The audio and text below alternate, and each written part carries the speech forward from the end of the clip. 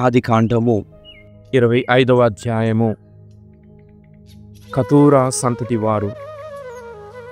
అబ్రహాము మరి ఒక స్త్రీని కూడా వివాహమాడెను. ఆమె పేరు కతూరా. ఆమె అతనికి సిమ్రాను, యోక్షాను, మేదాను, మిద్యాను, ఇష్బాకు, షువానులను కనెను. యోక్షాను షబా, దెదానులకు తండ్రి అయ్యెను. దెదానునకు అస్సూరీము, లెతూషీము, లెయుమ్మీయుము అనువారు కుమారులు. మిద్యానునకు ఏఫా, ఏఫరు, హనోకు, అబీదా, ఎల్దయ అనువారు కుమారులు. వీరందరూ కతూరా సంతతి వారు. అబ్రహాము తనకున్నదంతయు ఈసాకునకిచ్చెను. అతడు తాను చనిపోవక మునిపే తన ఉపపత్నుల కుమారులకు బహుమానములిచ్చెను. కుమారుడు ఈసాకునకు ఏ అంతరాయము కలుగకుండా వారిని తూర్పు వైపుగా తూర్పు దేశమునకు పంపివేశను. అబ్రహాము మరణము. చనిపోవు నాటికి అబ్రహాము వయస్సు 175 అతడు దీర్ఘకాలము జీవించి పండు ముసలితనమున రాలిపోయి తన పూర్వులను కలుసుకొనెను. అబ్రహాము కుమారులు ఈసాకు, ఇష్మాయేలు. అతని మమ్రేకు తూర్పున ఉన్న మక్ఫేల గుహలో పాతిపెట్టిరి. ఆ గుహ ఉన్న భూమి తొలుత హిత్తీయుడు సోహరు కుమారుడు ఎఫ్రోనునకు చెందినట్టిది. అబ్రహాము ఆ పొలమును హిత్తీయుల నుండి కొనెను. అబ్రహామును అతని భార్య సారాను అచటనే పాతిపెట్టిరి. అబ్రహాము చనిపోయిన పిదప దేవుడు ఈసాకును చల్లని చూపు చూచెను. అతడు బేర్లహాయిరోయి బావి యొద్ద స్థిరపడెను. ఇష్మాయేలు వంశీయులు. ఐగుప్తు దేశీయురాలు సారాదాసి హాగారు అబ్రహామునకు కనిన ఇష్మాయేలు వంశీయుల వృత్తాంతమిది. జన్మక్రమమును బట్టి ఇష్మాయేలు కుమారుల పేరులివి. ఇష్మాయేలు పెద్ద కొడుకు నెబాయోతు. అతని తరువాత కేదారు, అద్బేలు, మిబ్సము, మిష్మా, దుమా, మస్సా, హదాదు, తెమా, యాతూరు, నఫీషు, కెద్మా అనువారు పుట్టిరి. వీరు ఇష్మాయేలు కుమారులు. వారు తమ గ్రామములకు విడుదలకు తమ పేరులే పెట్టుకొనిరి. వీరు 12 వంశకర్తలై 12 గోత్రముల వారైరి. ఇష్మాయేలు 137 జీవించి మరణించెను. అతడు చనిపోయి తన పూర్వులను కలిసెను. ఇష్మాయేలు కుమారులు తమ ప్రజలకు దూరముగా హవీలా, షూరుల నడుమ ఉన్న దేశమున నివసించిరి. ఆ ప్రదేశము అస్సీరియాకు పోవు మార్గమున ఐగుప్తునకు తూర్పున కలదు. ఈసాకు యాకోబుల కథ. ఏసావు యాకోబుల జన్మము. అబ్రహాము కుమారుడు ఈసాకు వృత్తాంతమిది. 40వ ఏట ఈసాకు రిబ్కాను పెండ్లి ఆడెను. ఆమె పద్దనారామునకు చెందిన అరమీయుడు బెతూవేలు కూతురు. అరమీయుడు లాబాను సోదరి. రిబ్కా గొడ్రాలవుటచే ఆమె కొరకు ఈసాకు దేవుని వేడుకొనెను. దేవుడు అతని మనవిని వినెను. రిబ్కా చూలాలయ్యెను. ఆమె గర్భమున ఉన్న శిశువులు ఒకరినొకరు గట్టిగా నెట్టుకొనిరి. అప్పుడు ఆమె ఈ విధముగా జరిగినచో ఇక నేను బ్రతికి ఏమి లాభము అనుకొని దేవుని సంప్రదింపపోయెను. దేవుడు ఆమెతో ఇట్లనెను, నీ గర్భమున 2 జాతులు కలవు. పరస్పర వైరము కల 2 జాతులు నీ గర్భము నుండి వెలువడును. ఒక జాతి 2వ జాతి కంటే బలిష్టముగా ఉండును. పెద్దవాడు చిన్నవానికి దాసుడగును. నెలలు నిండిన పిదప ఆమె గర్భమున కవల పిల్లలు ఉన్నట్లు తెలిసినది. మొదట పుట్టిన బిడ్డ ఎర్రగా నుండెను. రోమ వస్త్రమునందు వలె అతని వడలి అందంతటా వెంట్రుకలు ఉండెను. అతనికి ఏసావు అని పేరు పెట్టిరి. మొదటి బిడ్డ పుట్టిన వెంటనే అతని మడమ పట్టుకొని 2వ బిడ్డ కూడా పుట్టెను. కావున 2వ వానికి యాకోబు అని పేరు పెట్టిరి. వారిరువురు పుట్టినప్పుడు ఈసాకు వయసు 60 ఏండ్లు. పిల్లలిద్దరూ పెరిగి పెద్దవారైరి. ఏసావు వేట యందు నేర్పరియై అరణ్యవాసి అయ్యెను. యాకోబు సౌమ్యుడై గుడారములకు అంటిపెట్టుకొని ఉండెను. ఎల్లప్పుడూ తనకు జింక మాంసమును తెచ్చి ఇచ్చుచున్న ఏసావు పట్ల ఈసాకునకు అనురాగము ఎక్కువ. కాని రిబ్కాకు యాకోబు పట్ల ఆదరము మెండు. ఏసావు జ్యేష్ఠాధికారమును వీడుట. ఒకనాడు యాకోబు పులుసు చేసెను. అప్పుడే ఏసావు అలసి సొలసి పొలము నుండి వచ్చెను. అతడు యాకోబుతో, నేను అలసిపోయితిని, ఆ ఎర్రని పులుసును కొంచెము త్రాగనిమ్ము అనెను. కావుననే అతనికి ఎదోము అని పేరు వచ్చినది. దానికి యాకోబు, జ్యేష్ఠుడవుగా నీకున్న హక్కులను నాకు అమ్మివేయము అనెను. ఏసావు, నేను మృత్యుముఖమున ఉన్నాను, ఇక ఈ జ్యేష్ఠాధికారము వలన నాకేమి మేలు కలుగు అనెను. దానికి యాకోబు, అది కుదరదు, ముందు దానిని వదులుకొన్నట్లు ప్రమాణము చేయుమనెను. ఏసావు ప్రమాణము చేసి తన జ్యేష్ఠాధికారమును యాకోబునకు సంక్రమింపచేసెను. అప్పుడు యాకోబు ఏసావునకు రొట్టెను చిక్కుడుకాయల పులుసును వడ్డించెను. ఏసావు తిని త్రాగి లేచి వెళ్ళిపోయెను. ఈ విధముగా ఏసావు జ్యేష్ఠాధికారమును తృణీకరించెను. 26వ అధ్యాయము. గెరారు సంఘటనము. అబ్రహాము కాలములో ఒక కరువు వచ్చెను కదా. అది కాక మరి ఒక కరువు దేశమున తాండవించెను.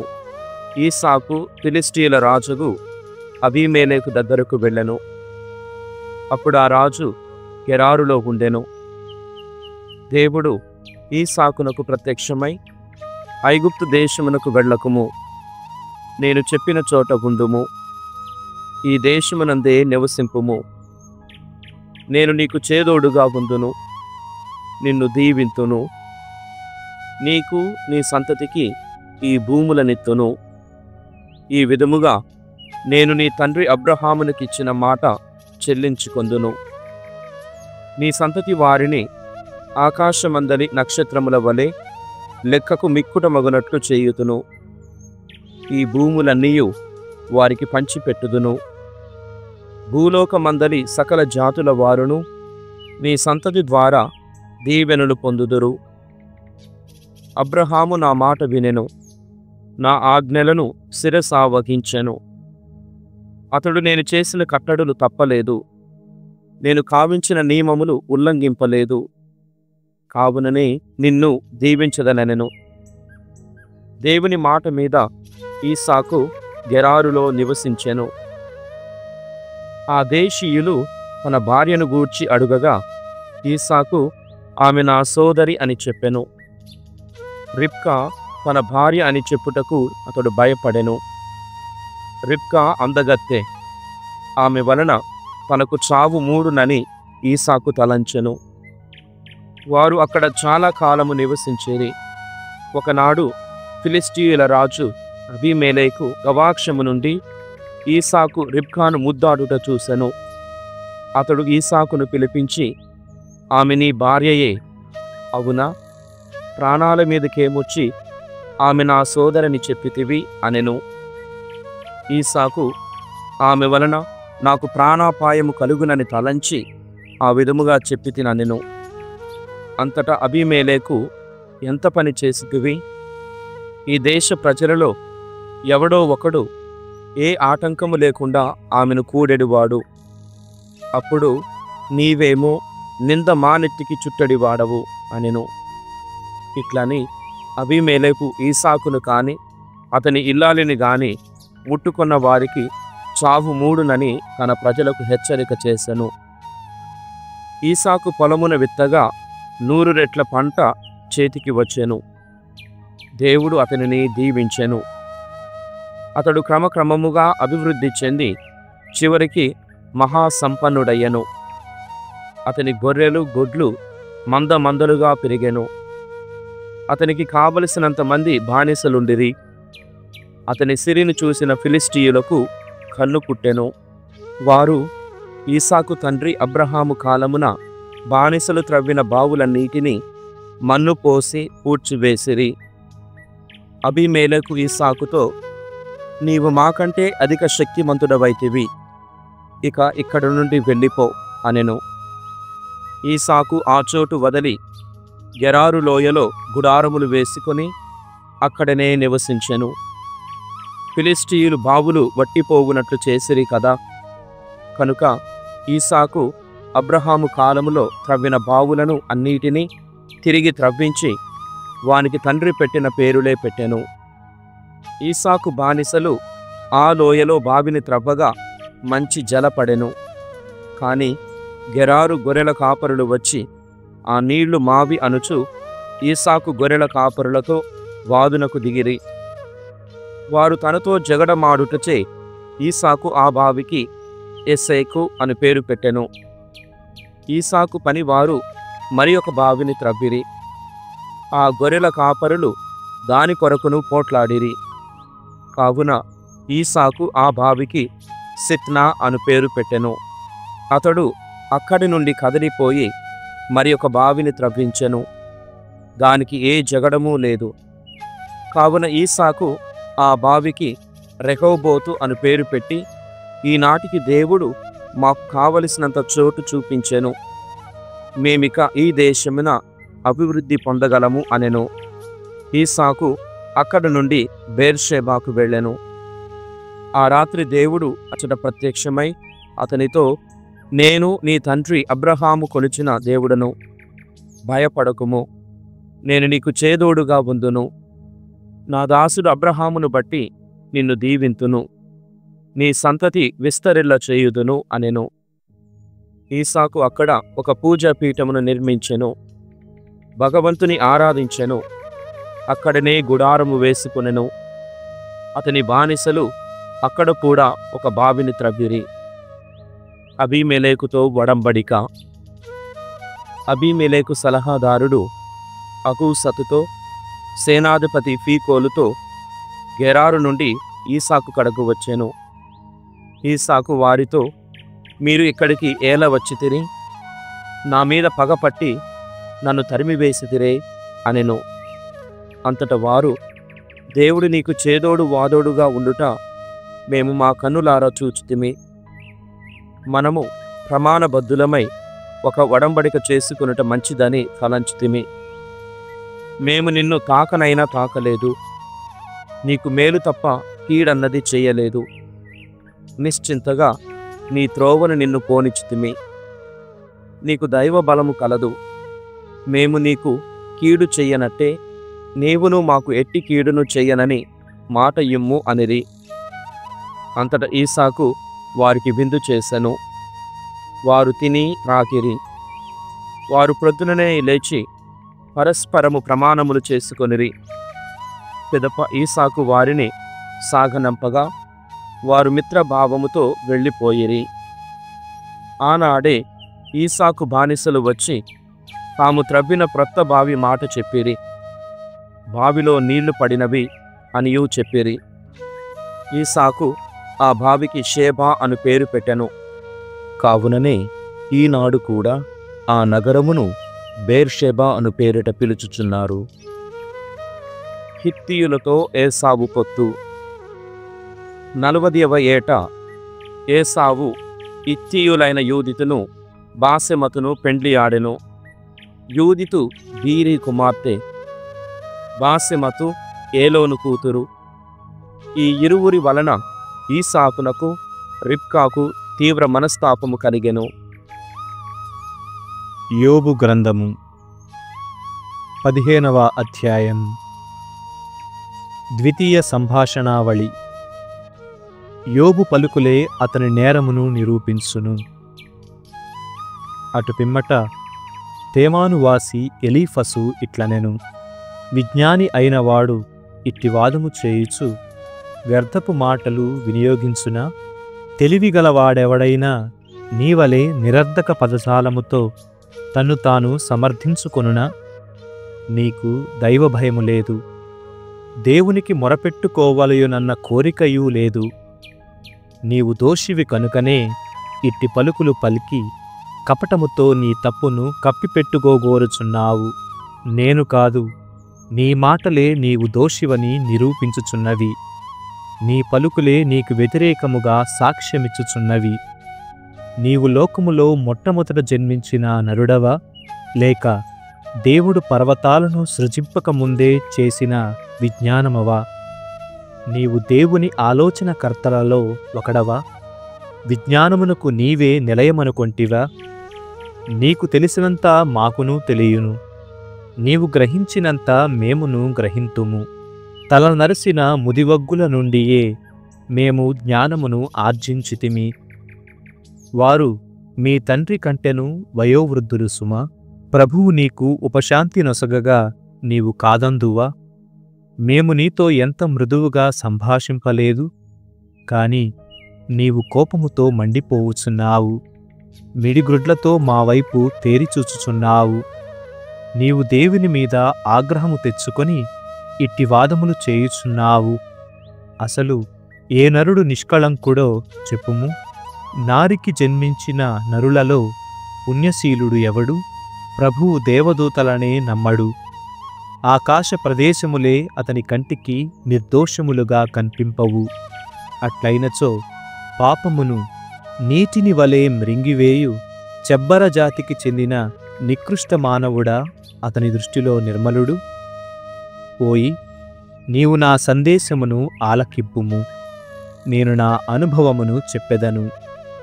విజ్ఞులు వారి పితరుల బోధలు నాకెరిగించిరి, ఆ ఉపదేశములనే నేను నీకు వినిపించెదను. వారి కాలమున అన్యదేశీయులు మన నేల మీద వసింపలేదు, ఈ దేశమున వారు మాత్రమే వారసముగా నివసించిరి. దుర్మార్గుడు నిరంతరము బాధలను అనుభవించును, పరపీడకుడు జీవితాంతము వేదనలకు గురియగును. భీకర ధ్వనులు అతని చెవులలో మారుమ్రోగును. తాను సురక్షితముగా ఉన్నానని తలంచినప్పుడే దోపిడిగాండ్రు వచ్చి అతని మీద పడుదురు. అతడిక చీకటి నుండి తప్పించుకోజాలడు. తాను కత్తివాత బడుదుననియు గ్రహించును. ఆహారమెక్కడ దొరుకునా అని అతడు దాని కొరకు తిరుగులాడును. అంధకార దినము సమీపించుచున్నదని వానికి తెలియను. దురదృష్టములు వేదనలు అతనిని భయపెట్టును. వినాశము బలాఢ్యుడైన రాజువలే అతని మీదికెత్తివచ్చును. ఆ దుర్మార్గుడు ప్రభువునెదిరించి అతనిని సవాలు చేసెను. దళసరి డాలును చేతబూని ప్రభువు మీదికి పోరాటమునకు వచ్చెను. వాని ముఖము క్రొవ్వు పట్టి ఉన్నది, వాని నడుము చుట్టూను క్రొవ్వు కండలు పెరిగి ఉన్నవి. అతడు నగరములను పట్టుకొని యజమానులు వీడిపోయిన గృహములను స్వాధీనము చేసుకొనెను. కాని ఈ నగరములను గృహములను నేలమట్టమగును. అతని సంపదలు దీర్ఘకాలము నిలువవు, అతని ఆస్తిపాస్తులు మంటగలసిపోవును. అతడి పొలము పంటతో బరువెక్కి నేలకు వంగదు. అతడు చీకటి తప్పించుకొనడు, అగ్నిజ్వాల అతని లేత కొమ్మలను దహించును. అతని చిగురులు గాలిచే రాలిపోవును. అతడు స్వీయ బలమును నమ్ముకొనినేని ఆ నమ్మకము వ్యర్థమే అగును. అతడు తన ఆయుస్సు తీరకముందే వాడిపోయిన కొమ్మవలే ఎండిపోవును. ఆ కొమ్మ మరలా చిగురింపనేరదు.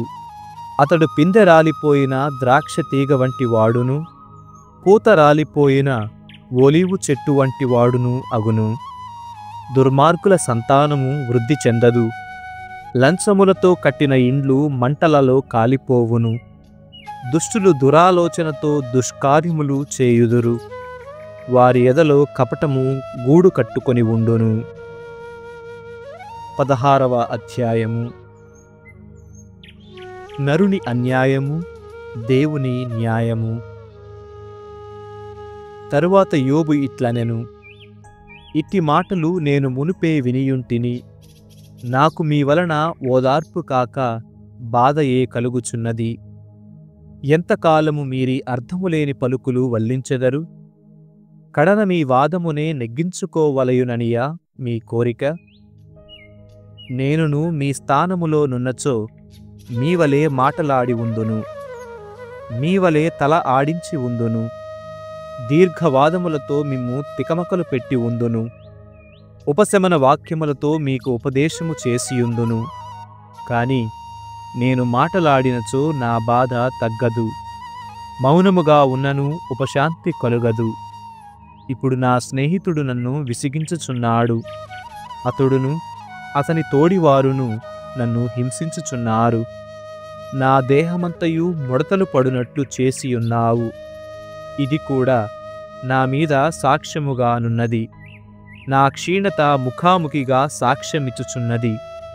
అతడు నా శరీరమును ముక్కముక్కలుగా చీల్చివేసి పండ్లు కొరుకుచు నా వైపు రౌద్రముగా చూచుచున్నాడు. నా శత్రువులు నాపై క్రూర చూపులను ప్రసరించుచున్నారు. వారెల్లరును ఏకమై నా చెంపలు వాయించుచున్నారు. ప్రభువు నన్ను దుర్మార్గుల వశము చేసెను. దుష్టుల చేతికి నన్ను చిక్కించెను. నేను నిశ్చింతగా జీవించుచుండగా ప్రభువు నన్ను నేలకు విసిరికొట్టి ముక్కలు చేసెను. నా మెడపట్టి లాగి తన బాణములకు నన్ను గురి చేసెను. అతడు నలువైపుల నుండి నా మీద అమ్ములు రువ్వి నిర్దయతో నన్ను తీవ్రముగా గాయపరిచెను. నా పైత్యపు నీరు కారి నేలబడునట్లు చేసెను. అతడు ప్రతిపక్ష యోధుని వలె నా మీద పడి నన్ను దెబ్బ మీద దెబ్బ కొట్టెను. నేను దిగులుతో గోనెదాల్చి తిని ఈ మంటి మీద బోరగిలపడి తిని ఏడ్చి ఏడ్చి నా మొగము కందినది. నా కన్నులు వాచి నల్లబడినవి. అయినను నేనే పాపమును చేయనూ లేదు. నా ప్రార్థనలో చిత్తశుద్ధి లోపింపనూ లేదు. ఓ భూమి, నా రక్తమును కప్పివేయకము. న్యాయము కొరకు నేను చేయు ఆక్రోశమును అణచివేయవలదు. ఇక మీదట స్వర్గమున నా పక్షమున ఒక సాక్షి నిలిచి ఉండి నన్ను సమర్థించి మాటలాడును. నా స్నేహితులు నన్ను ఎగతాళి చేయుచున్నారు. దేవుని ముందు నా కన్నులు అశ్రువులు కార్చుచుండెను. నరుడు తన స్నేహితుని కొరకు వలె నా కొరకు దేవునితో ఎవరైనా మనవి చేసినా ఎంత బాగుండును. నా కాలము సమీపించినది. నేను నరుడు తిరిగి రాని చోటికి వెడలిపోనున్నాను. సామెతల గ్రంథము 2వ అధ్యాయము. నీవు సజ్జనుల మార్గమున నడువుము, ధర్మాత్ముల పదమున పయనింపుము. ధర్మాత్ములు మన ఈ గడ్డ మీద వసింతురు, పుణ్యపురుషులు మన ఈ నేల మీద జీవింతురు. కాని దేవుడు దుష్టులను ఈ నేల మీద నుండి తుడిచివేయును, పాపులను ఈ భూమి మీద నుండి పెరికివేయును.